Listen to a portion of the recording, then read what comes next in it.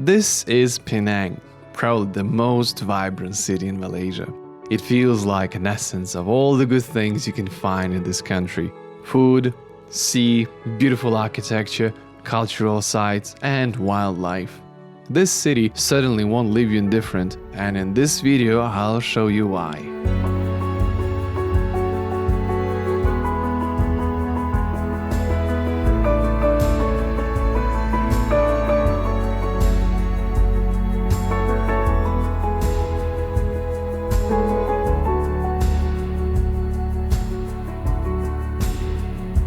I really love Penang. Normally I prefer going to wild nature resort kind of places, but Penang somehow managed to get on my list of top 5 places where I'd go over and over again. I think by now I've been to Penang at least 8 times, and there are multiple reasons for it. The first reason to love Penang could be the food. I'm not much of a food blogger, but trust me, the food in Penang is exceptional. The main specialty here is street food and local food courts, which are extremely diverse and exceptionally rich in flavors. Day or night, you'll see people queuing up for some food here. Again, I'm not much of a food blogger. The closest to the food review in my performance could be this. But yeah, you could easily spend days and days exploring new places in Penang and never really get bored of it.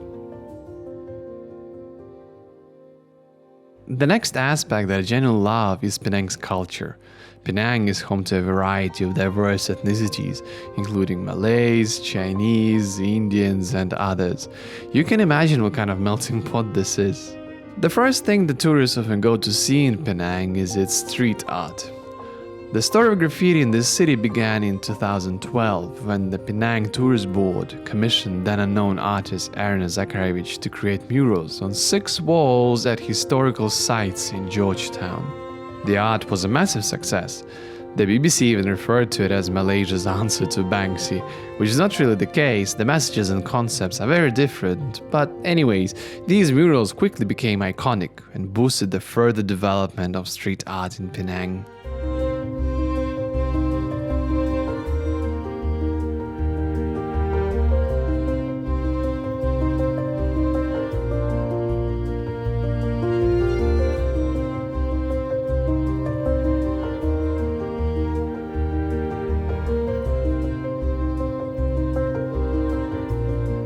The next cultural aspect that really fascinates me is Penang's architecture. It's so diverse and intricate, ranging from colonial buildings to gorgeous golden temples in the mountains. While exploring the city's history, I found the old cemetery located in the heart of Georgetown. Reading the plaques and the gravestones, I could trace the lives of the people who lived back in those days. Malaysia is an always hot and humid country, so catching a lethal disease was relatively easy here. This could explain the number of gravestones with children and young people. This place has a very strong and mysterious vibe.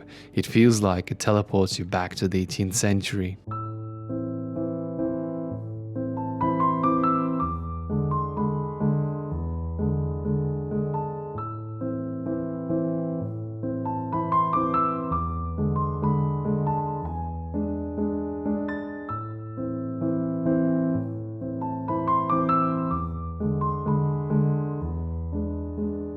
Another important cultural aspect of Penang is its numerous temples. If I want to film every single temple in Penang, I guess this video would probably take about 5 hours. So I'll stop on 3 temples that I like the most.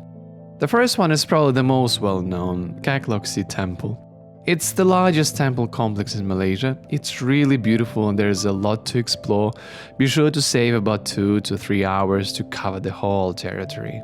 The next 2 are located right next to each other, Burmese and Thai temples. They're both incredibly beautiful places. Do pay a visit to them if you have a chance. I'll leave links to them in the description below.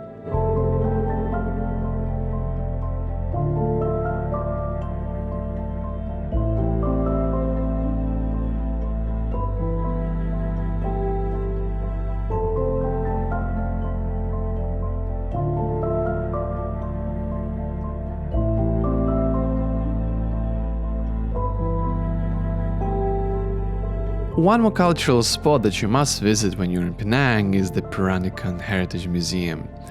I'm not really well equipped to delve into Peranakan history, but from what I understood, Peranakans were a relatively wealthy community that originally descended from China, but over time mixed with other races and created their own distinctive culture, which can be found in Penang, Malacca, Singapore, and other cities formerly controlled by the British Empire. Peranakans were actively involved in trade and were quite wealthy at the time. Their heritage has been collected and preserved in the Peranakan Museum, an extraordinary place that I've been to 3 or 4 times already.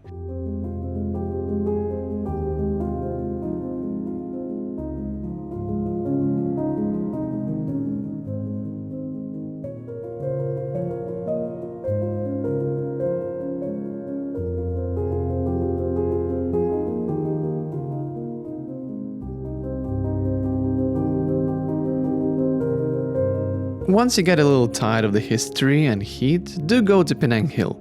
Somehow I kept avoiding that place. My friends told me once that it's just a tourist trap and it's not worth any of my time, and I stupidly listened. I do agree that the place gets pretty busy and crowded. Getting a ticket up the hill is a bit of an adventure, so please don't be silly like me and book it online. Otherwise, you'll buy a ticket at the counter and then have to wait for 2 hours to get on a train. But I'd say it's totally worth it. Penang Hill was properly established by the British, who fell in love with its weather. The thing is that Penang Hill is elevated approximately 800 meters above the sea level, which gives it really nice and fresh air all year long. Generally, the temperature there is 5 degrees Celsius lower than in Georgetown, which does make a huge difference. Penang Hill is quite touristy, but at the same time, it's pretty well established. It's got a couple of cafes and restaurants to eat at, lots of tourist entertainment, and the main thing for me was the presence of very well marked hiking trails across the hill. Trekking there was probably the most relaxing and enjoyable hiking experience I've had in Malaysia. Normally, hiking in Malaysia is a bit of a live or die kind of thing. Malaysia is extremely hot and humid, and hiking trails happen to be located somewhere in the hills. Hiking through this sort of terrain in 32 degrees Celsius heat is really tough. But not in Penang. Just please don't try to walk up the hill. It's a 6-kilometer trail, which in my opinion is good only for rather well-trained and fit people. Take a fast train up the hill and then have a pleasant stroll on the top of the hill, observing amazing views of Penang and encountering wild monkeys passing through the jungle. After a long and enjoyable hike in Penang Hill, take a shower and then head back to the streets of Georgetown. Nighttime in Georgetown feels much busier than during the day, when the heat cools down and everyone goes out for some food and drinks. I think the main beauty of Georgetown here is that it's fairly small and you can easily walk around and explore everything on foot. This gives you a lot of flexibility and choice. As long as you're staying somewhere in the city center, you'll rarely need a taxi. Restaurants and bars in Penang are really diverse. I'll leave links to the spots for you to visit in the video description. Do check them out.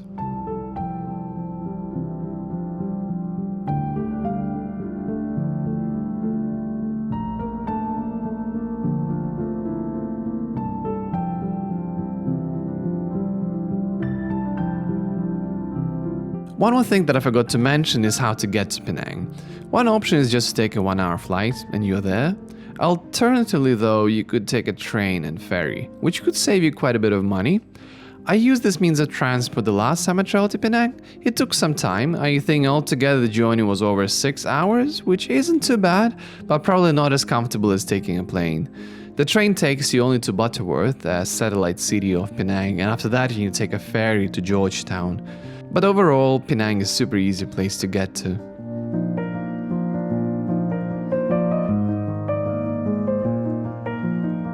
To sum up, Penang is an amazing place for a short holiday. It's diverse, full of little secrets to discover, compact in size, and super easy to explore. I really love it. I've been there more than 8 times now, and I'm sure I'll come back to it again. Its cozy and low-key vibe with these extremely vibrant streets is so memorable and distinctive. It's a place that everyone who is traveling to Southeast Asia needs to visit. And this will do for now. I really love Penang. I've been there multiple times, but I still feel there's a lot more to explore. I try to show as many things as possible in this video to just kind of show you how it feels like, how it looks like. But trust me, there's more things to do and to see there. Penang is just lovely. It's beautiful, clean, the food is great, the people are lovely. I hope you'll be able to go there and explore it yourself. Well, for now, this will do. As usual, please like, subscribe, leave a comment section down below. Let me know what you think about the video, what else would you like to learn about Penang or any other place in Malaysia. Bye, and see you soon.